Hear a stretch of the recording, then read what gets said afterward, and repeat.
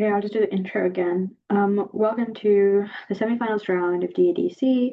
The motion for this round reads, this House believes that the matchmaking industry in China has done more harm than good. Without further ado, can I call upon first proposition to begin the speech? Here.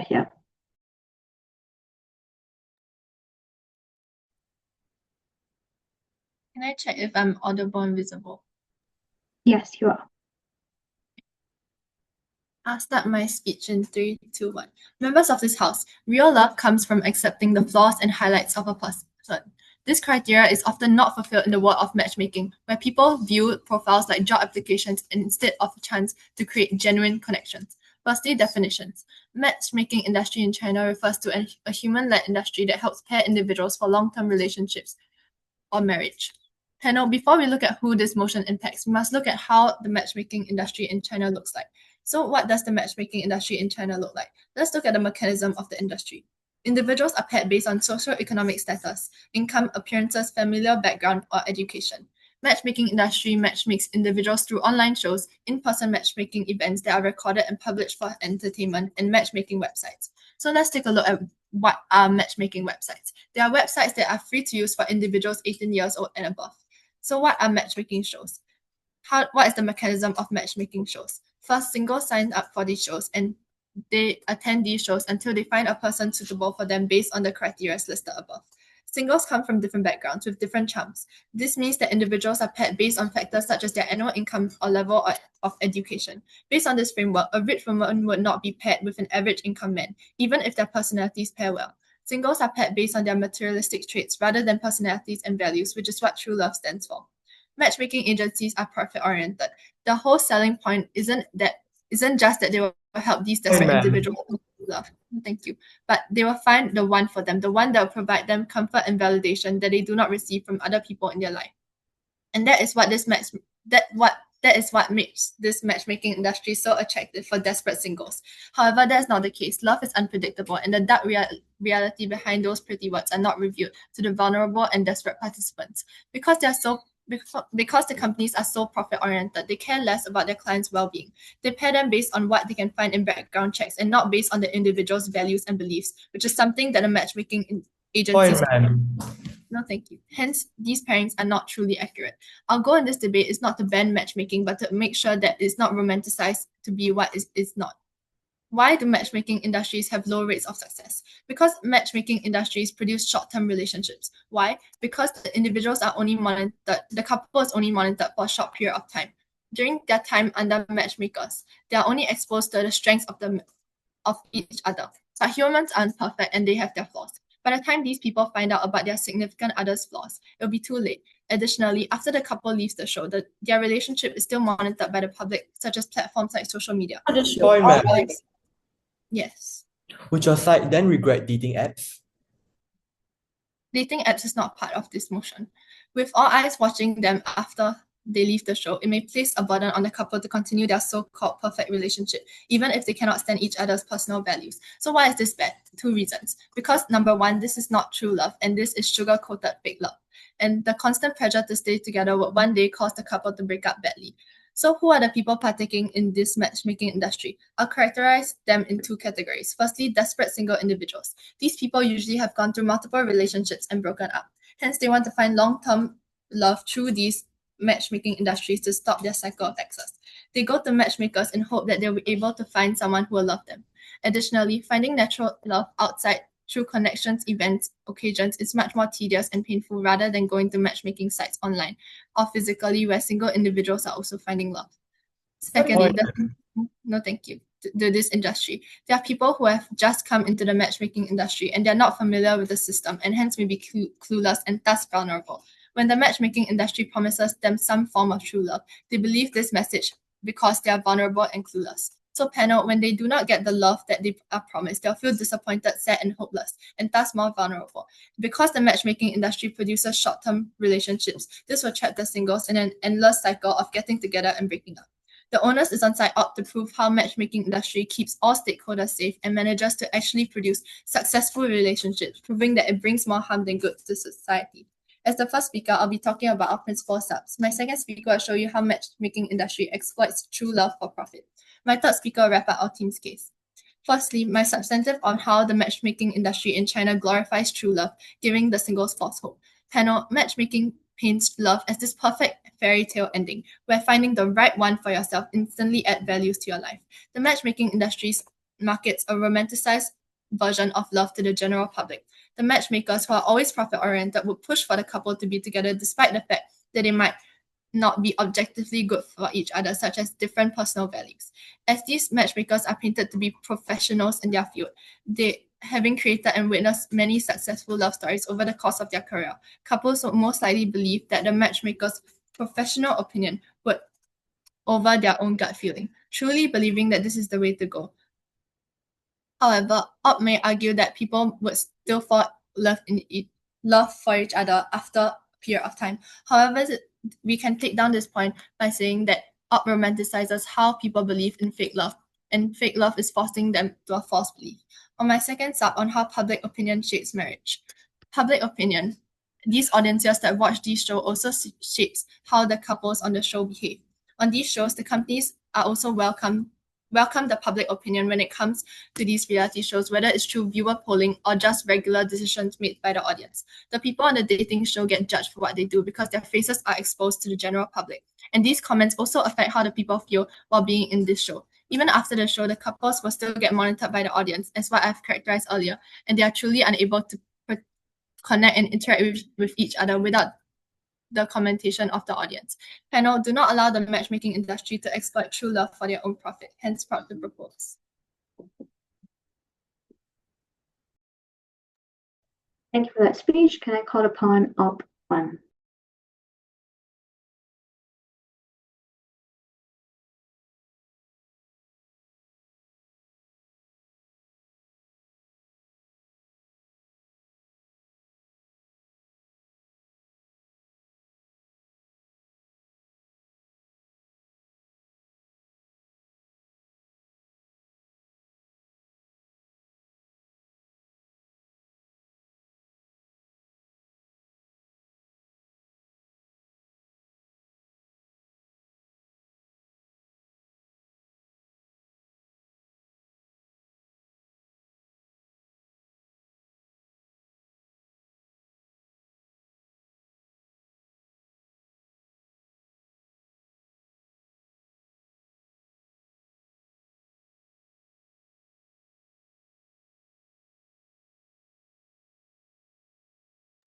Can I check if I'm audible?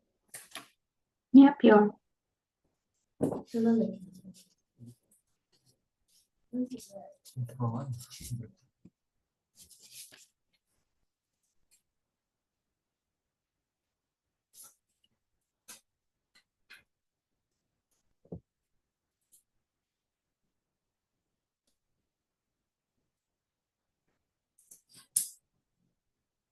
How do you know a group has already lost the debate?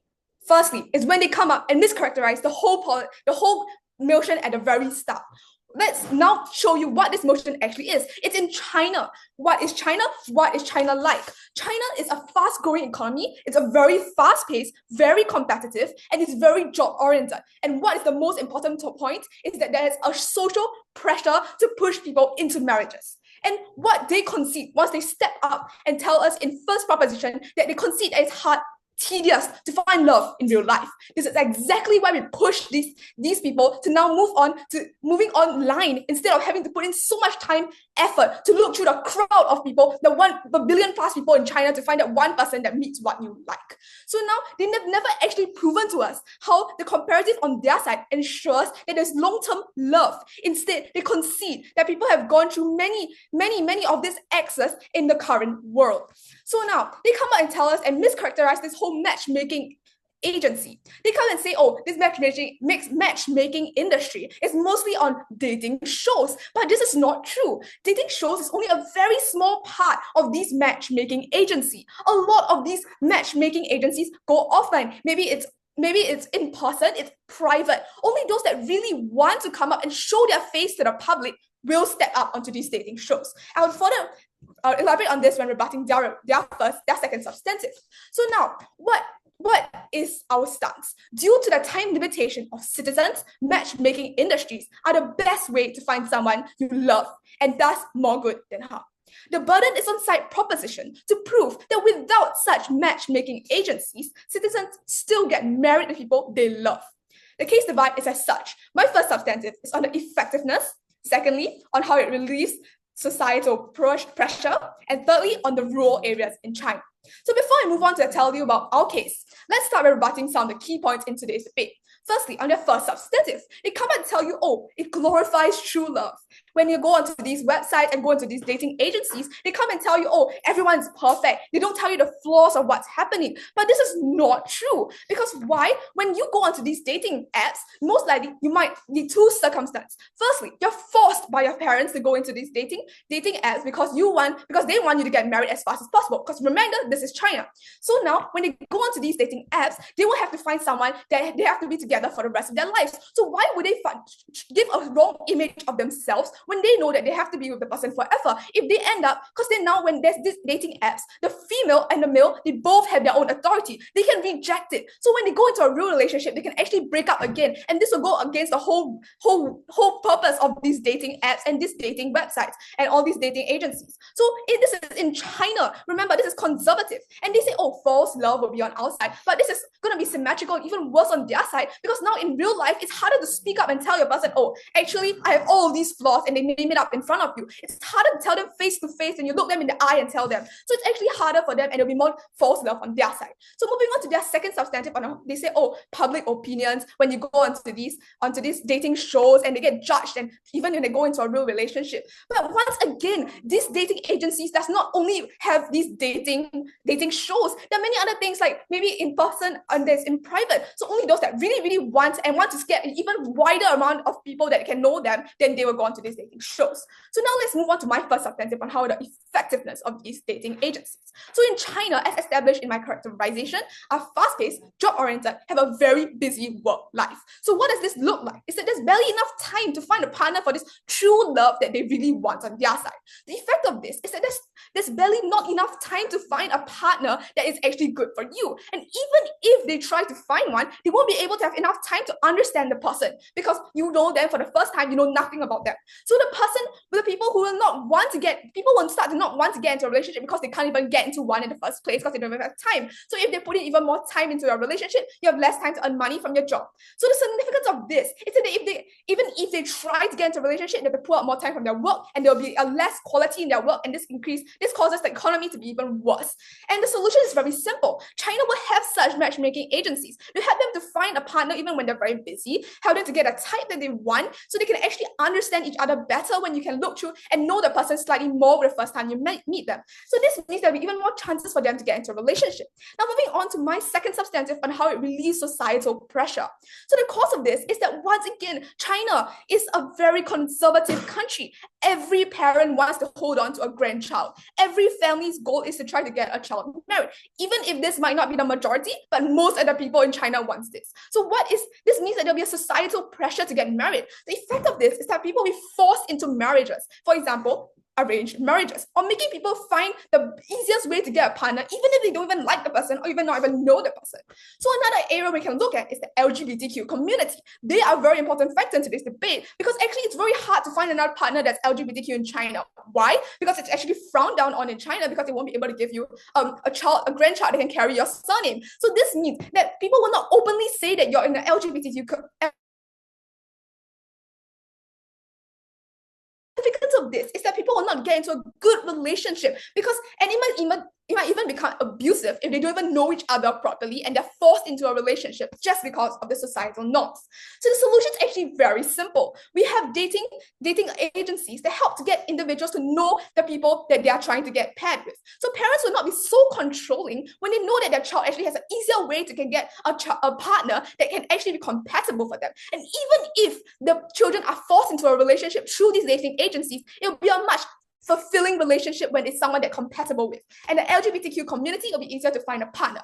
For all the above reasons, we benefit everyone in China. For all the above reasons, I've never been proud to oppose.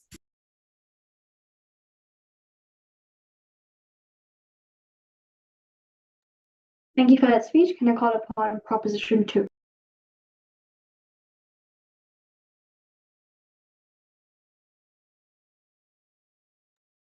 Can I check if I'm audible and visible? Yes, you are.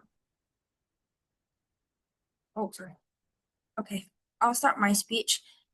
Okay, I'll start my speech in 3, 2, 1. Panel, site prop has been contradicting themselves multiple times. Before I start, I'd like to clarify the difference between dating apps and matchmaking websites. Dating apps do not provide a third-party influence in conversations. It allows more interactions between couples without another person who is actively trying to profit off them interjecting. I'll be talking more about matchmaking websites in my speech later on. Next, Siteprop has stated that China is a fast-growing economy and there's social pressure in the country to push people into marriages. Yes, but are you going to endanger your safety, privacy, and your own dignity just because people want you to get married? Even if there is a social pressure to push people into marriage, they will be churning out low-quality, short-term relationships. Next, they have stated that false love is worse on our side. Our side allow individuals to spend more time with their potential partner without the scrutiny of the public, without the pressure of people looking at every aspect of your relationship. Moving on, Cyprop states that why would they provide a romanticized version of themselves if they are not trying to find love? Well, Cyprop has contradicted themselves. They weaponize They weaponize the society pressure in China to get married to show it is precisely because there is this social pressure on couples to get married that they will choose to provide this romanticized version of themselves to make themselves seem more attractive to the other party. Next, they stated that it is easier for people to date because there's less work for them to do. Love is work. It seems that side prop is the one who does not understand what comes with love. Next, they talk about the LGBT community. Well, this is a self-contradiction because you said that China is a conservative country and prop is obviously contradicting themselves. LGBTQ community is a very progressive ideology. Why? So why would they allow their Why would they allow their citizens to have such access to liberal apps? China, as we know, is a heavily censored country. Anyone who has been there knows that they don't even allow their citizens to have access to Google. Why would they have access to the apps that encourage same-sex relationships? Lastly, they state that economy will fall if natural love is more allowed. Are you thinking before you say this point? So many countries in this world promotes natural love, and no economy has fallen just because their citizens want natural love. So Cyprus needs to understand that it is not that easy for the economy to fall just because their citizens find love in different methods. Now I'll be moving on to my substantives. Since dating shows and reality TV is a big part of media industry in China, individuals involved in online shows and reality TV series are often exploited by companies, utilizing the prospect of finding true love in order to manipulate individuals for glamorized content, for individuals to be satisfied, and for companies to profit.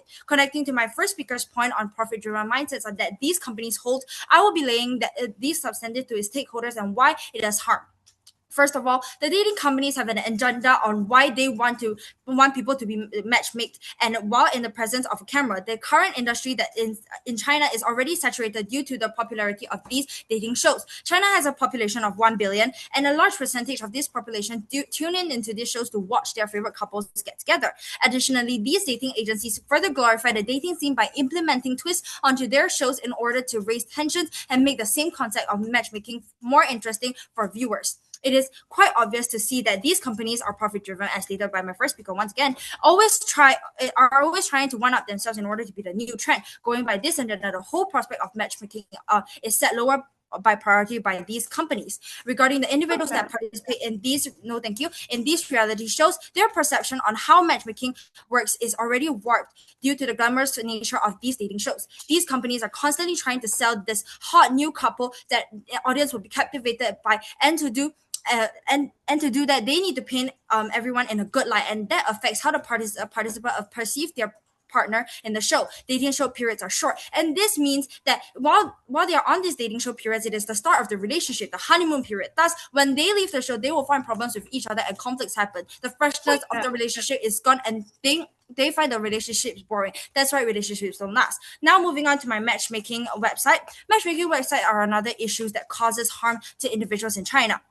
Websites like So and Momo allow people to go on there, share videos and information of themselves or online for strangers to see. So this impacts China's citizens in three big ways. Firstly, catfishing. Secondly, breach of privacy. And lastly, self-dignity. On the first tier, catfishing. The internet is well known for its anonymity, and websites like this are no exception. It is easy for individuals to put up a fake identity through inputting false information, cross-dressing. No, thank you. So they can manipulate others into thinking that they are paired with the actual person they see on the screen. This provides false hope to people that actually want true love, which is said by my first speaker, and is overall immoral for one to do, as it is fraud and lying to others. This brings to my second point, breach of privacy. Once again, due to the anonymity of the websites and ubiquity of these websites, any information placed there will never be erased from the internet ever again. Ill-hated individuals may utilize other people's credentials to catfish online, which is a form of breach of privacy because credentials are not consented and are used poorly. Secondly, the information that people put onto these websites can be accessed by anyone. There are creeps online lurking around in these websites, using these information placed online as evidence to stalk or track these individuals further. Blackmail can happen too. When one threatens the other to do something that they are not willing to, this information can be used as a tool to force victims into doing dangerous actions. We understand that the people that put these credentials online are doing it willingly, but as my first speaker has defined in her characterization, these individuals are either too desperate or too naive, and the risks are far more detrimental than they think. So matchmaking industry is overall harmful for citizens. Lastly, self-dignity. The whole matchmaking industry is a method to fix lowering marriages, but it's also leading China's citizens to self-degrade when it comes to love. Look, all these matchmaking methods, including matchmaking websites, are only pushing individuals to showcase themselves on the shelves like objects to be picked and chosen by strangers. And once their value has gone down, they will be discarded. And these citizens believing that matchmaking is good is only going to put themselves out there once again for show. I'm sure that no one wants their citizens to lose self-dignity in themselves, and thus our side wins the debate. For all the reasons above, I'm very proud to stand side prop. Thank you.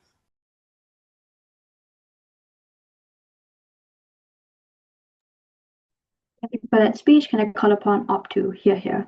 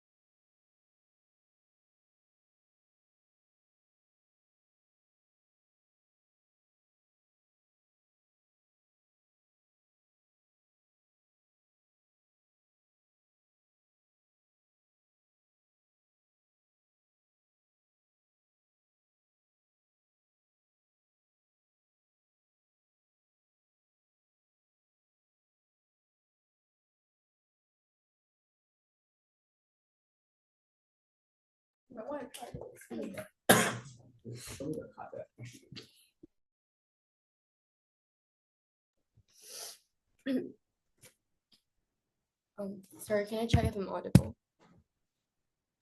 Yeah, you are. Okay. If I'm audible, then I'll begin my speech in 3, 2, 1. You know a team is losing when they have refused to provide us with any comparative on their side on how they will enter long-term relationships, and have dropped both their first and second substantives. Now, before I move on to rebuttals, let me first start by rebutting their third substantive on exploitation, a multi-layered sub. Now, the first actor that they brought to us is the people who go on reality shows. Firstly, we think that they're being extremely uncharitable by only engaging with these actors that are put in public, because we already told you that this is not the scope of the debate. It is not just limited to people who go on reality shows. But we see that exploitation will not exist within these reality shows because of the two structural reasons we told you. Firstly, it is because this is fully consensual. A lot of people go on reality shows, and if they believe that if they thus believe that reality shows are bad, then they will ban every single thing, including social media and celebrities and movies, because these can all be exploitive based on what they've mentioned on their side. Secondly, it is because there's a possibility to find partners on these reality shows, and people will come out with partners after these reality shows, which means that they get what they want, and it is not exploitive. Now, secondly, they talk to us about how there is a huge breach of privacy on these places because when you go online, because it is non-consensual. Firstly, we believe that they are reading the motion wrongly, because it is obviously a very consensual thing to pay someone money to go to match you with someone else. It is very consensual to volunteer yourself to go on a reality show based on the only characterization you have. No, ma'am. But secondly, we also see that they are contradicting themselves big time. This is because this is coming from the same side, they're defending dating apps. We see that there is no reason for these companies to breach your privacy, especially because of how much backlash they will face, because they're profit driven, which will actually cause further harm to these companies in the first place. Now, they also said that these people will use fake identities to go on matchmaking websites. We don't think that this is true, because we already said that these websites inherently have a lot of structures in place to make sure that whatever you say is verified. And we see that there is no reason for people to lie, because if you lie, the people you meet is also not compatible. Now, moving on to defend my substantive on the effectiveness of these dating apps in China. Now, the only rebuttal they've given us to our substantive is that love is work. Yes, we do agree that love is work, and that is exactly why we want these means for them to find love, because we don't want finding love to be the hard part. We just want love to be where they can focus all their energy on, instead of wasting so much time finding love, and as we said, running through many different partners and still unable to find love.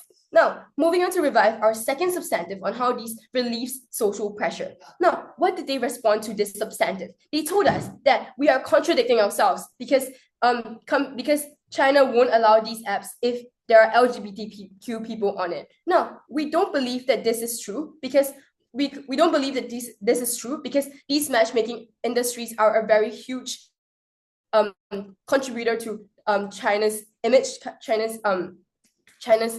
and therefore we see that if China were to ban these apps completely, there will be a lot of that. But more than that, there are still LGBT people who exist in China, and therefore we see that no matter what, this is a market that companies will want to profit from, because they are profit driven, because they see that this is a market that is worth exploring, and because they see that it is safer to find love through a verified means compared to things like dating apps. But before I move on, yes, ma'am. LGBTQ marriage is illegal in China. Okay, ma'am, but we still see that this is also a means for them to find love. We are not necessarily saying that this is for them to get married, just to meet more people that they can match with. Now, let me just very quickly revive our side's rebuttal for their substantives on how public opinions shape love, and how people will get pressure from the public to get together from the show. We already told you that actually. Let me extend on what my first speaker said by saying that actually this pressure from the public is actually non-existent, because we see that people will actually want to support them in their quest for finding love. And in fact, when people see this kind of support, they will maybe be more inclined to find who is more suitable for them based on what the crowd sees. Now, moving on to my third substantive on the expansion of these apps into rural areas. We see that there is a large divide between rural and urban China, especially in recent years. For example, there is more development in urban China on the type of technologies and infrastructure and software that they have. So this also entails things like dating agencies, which are very uncommon and very uncharted, and a sort of uncharted territory in rural China, where the industry is small or even non-existent. Now, this lack of competition for these industries in rural area will incentivize an expansion of these companies into these areas. And why is this the case? Because as we've already brought to you, these companies are profit-driven. They want to tap on whatever untapped potential that they can tap on, and they want to reach as many people as they can. And so the effects of this are as such. Firstly, on the actor of people, we want them to find love, so this will increase their chances instead of meeting them through traditional methods which you've already conceded does not work. Second is the economic benefits, because there is revenue from a larger scale of people who go to these apps, and it's more likely that there's a larger scale of people, because when these companies shift to rural China, then they are more likely to make their prices lower to become more accessible to them. We've seen this in places like, for example, Apple's expansion in Africa, which will also cause more people to go on these platforms and more services being bought and used. And lastly is the speed, and this also speeds up development for rural China as a whole, and because we see that this will also influence many industries to expand there. Never been prouder to oppose. Thank you.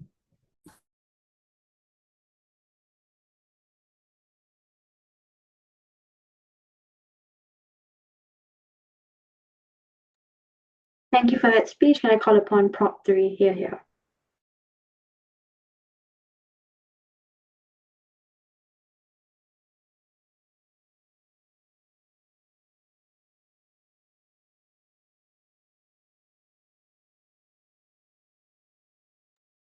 May I check if I'm audible, visible and audible?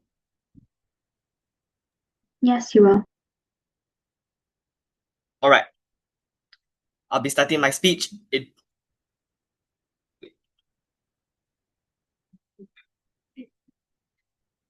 I'll be starting my speech in 3, 2, 1.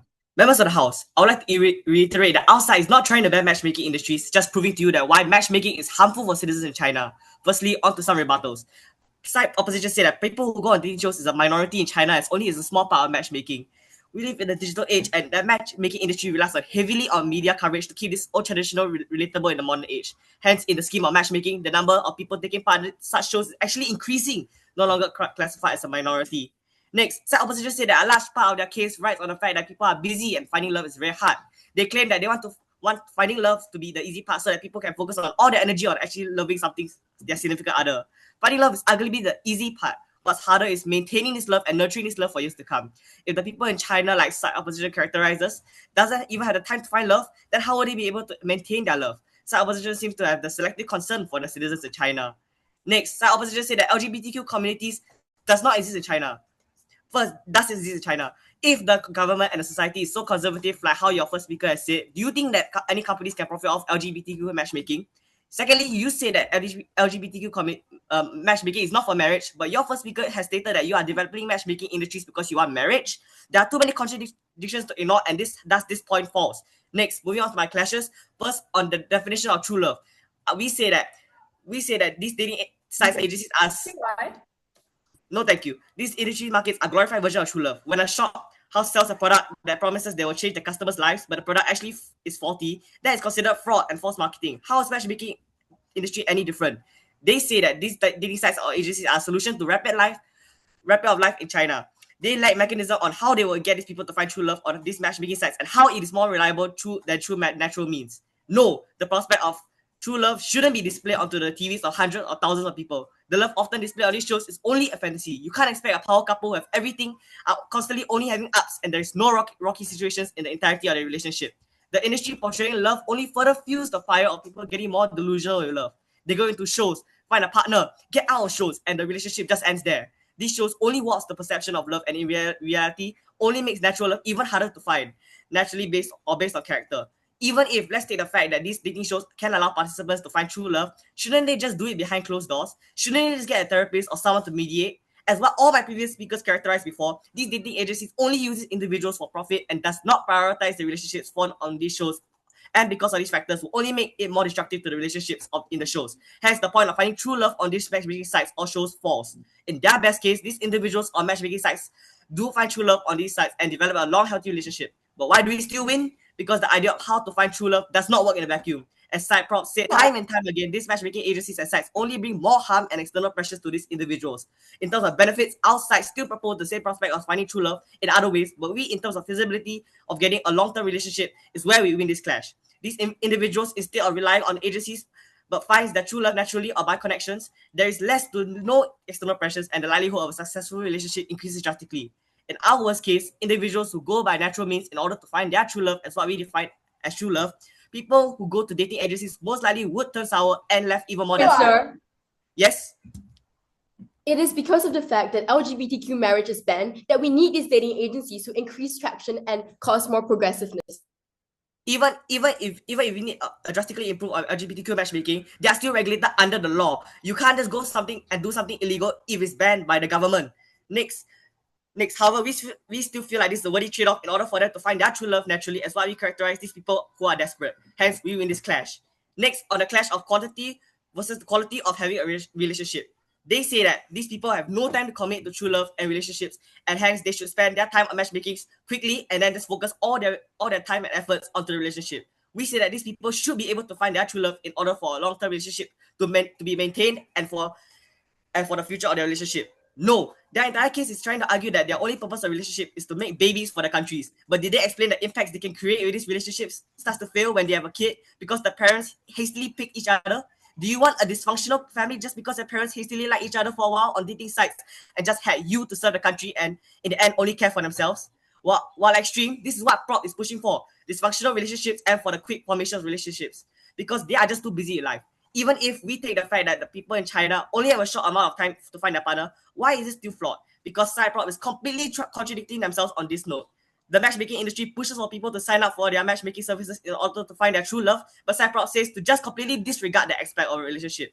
In their best case, people who hastily pick their partner, warm up to each other, and have a good relationship. They serve their country by having a child and their career flourishes. But why do we still win? Because this is what our side pushes for. Panel, would you rather have a happy life or a sad life? Fundamentally, both sides are pushing for the same thing, but side prop just removes the human aspects,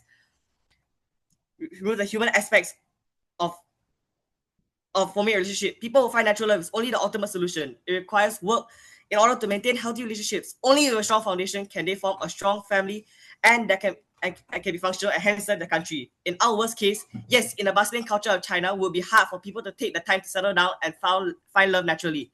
However, you can stay committed to a relationship to occur. You have to take the time to know your partner, and only then people can truly find love and improve the quality of their love.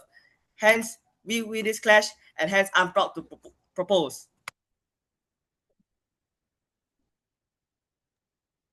Thank you for that speech. To sum up the substantive speeches, can I invite top three? Here.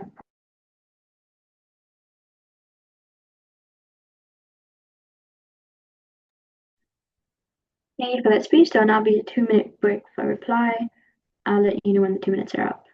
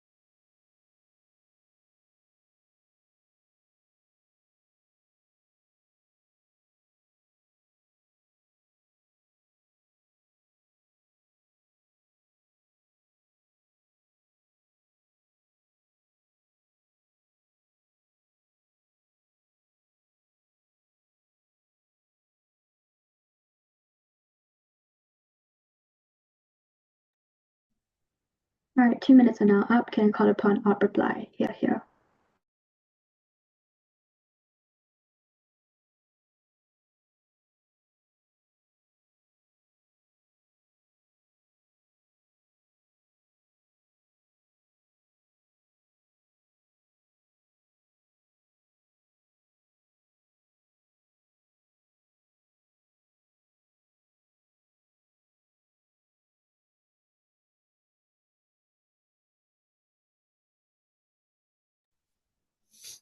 Let me first begin my speech by pointing out the many key strategic errors that side proposition has made in today's debate. Firstly, they made the very crucial contradiction by telling us that it is so hard to find relationships in real life and with people going through many exes and still unable to find true love. Yet they claim that they want to push for people to remain in the status quo because they believe that it is the one way to find natural love, which they have also not substantiated what it meant. Secondly, there has been no engagement on the point on societal pressures and how we provide an alternative to it. So I'll bring you to two roads in today's debate. On their road, they don't prove to us on why on their side, with such a competitive lifestyle, people will have enough time to get into relationships. They also fail to provide an alternative to combat the declining marriage rates in China. They also want to talk about false hope, yet they don't provide any hope to people at all to find true love.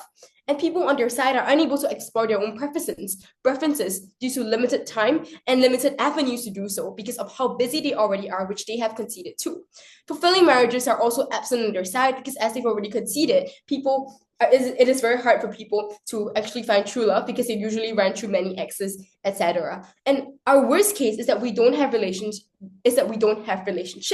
and their only case is that they don't take down the point that people can't find love because of how busy they are. We at least offer the avenue that they might still have the chance to find love because there will always be these agencies in place. Now, on our side, we tell you that just because you have assistance in finding natural love doesn't mean that this love won't stand, like side proposition claims. Now, let me draw a parallel. Just because I meet someone through a friend doesn't mean that our relationship is going to fail. Then they want to tell us that matchmaking industries are exploitative and manipulative. And they also tell us, we see that then on our side, people who join these dating shows are not being manipulated because there is a realistic benefit of them finding a partner, and there's also the consensual aspect of them going into these dating shows. Now, we also see that they also talked about how we are breaching privacy on our side, but we also see that this is actually worse on their side because they don't have any regulations in place, while ours is mandated by companies who want to avoid backlash and are profit driven and thus won't do it. On our side, we also don't force them into relationships because we ask for their preferences, we ask them for their values, we ask them for their personality, their beliefs, and give them recommendations for matches, and we don't force them into relationships, but rather give them a platform to discover who they truly are compatible with. And thus, on our side, we give them the best chance to find someone they're compatible with, even if you don't believe that this is the best chance, this is a chance that they don't have on your side. And we also benefit people from the LGBT plus community to gain traction and will just help with political change, which they have conceded that they don't believe in. Now, lastly, we also benefit the economy as well as rural areas through proving to you that the incentive that these agencies have to expand into rural areas. Last but not least, we stick to the true spirit of this motion in the context of China, as well as the full spectrum of kinds of dating agencies that they have. Never been prouder to oppose. Thank you.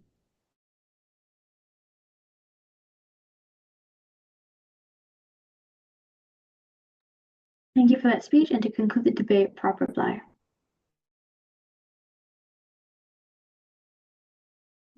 Can I check if I'm audible and visible?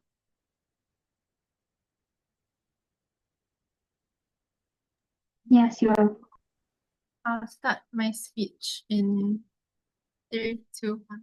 Panel, in deciding today's debate, let's look back at what happened. The difference between the two sides is clear. The opposition has debated for a theoretical world, a world where singles are guaranteed to get together after going into the matchmaking industry. Their whole case lies on the belief that singles will be guaranteed to get married after entering the matchmaking industry.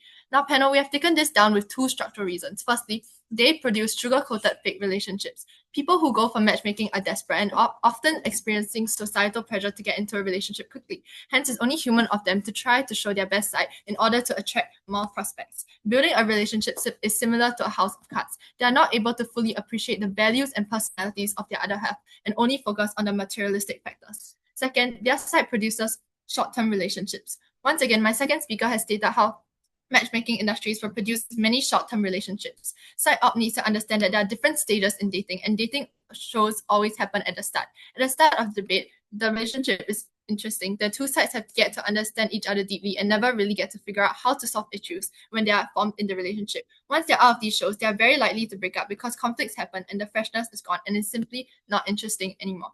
And with these two reasons, we take down their whole setup. On the other hand, we debated for the real world, a world where the marketing industry is profit-oriented, where there are other alternatives that can produce higher quality relationships. We show you through two structural reasons. Firstly, the harms of the matchmaking industry. We have said time and time again that these matchmaking industries do not have the people who participate in mind.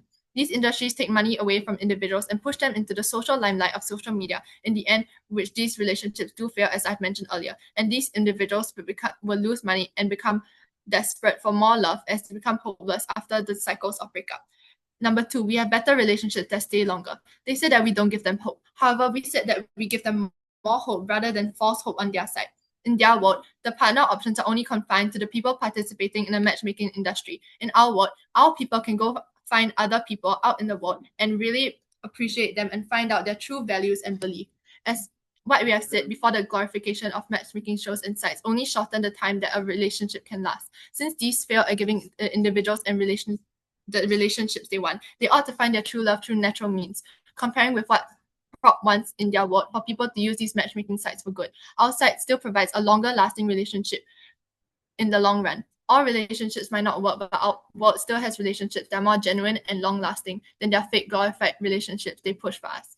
So, some contradictions. They contradicted themselves multiple times in their speeches. Their first speaker said that China is conservative. However, their second speaker comes up and mentions about the LGBT communities. China is heavily censored, and such websites realistically will not be able to go online. So this whole argument that matchmaking is vital to support the queer community does not make sense, and they lose on the practical side of the argument. Even this point, SiteOp themselves has said that matchmaking is a result of the societal pressure to get married. Hence, it's beneficial to get the general public of China. We have told them that LGBTQ marriage is illegal, and they have not since provided any response or solution to this point. And since they can't get married, that's another self-contradiction on that part. Panel, we produce high-quality true love and not surrogated fake love decided based on materialistic factors. For all of the above reasons, that will cite Prop.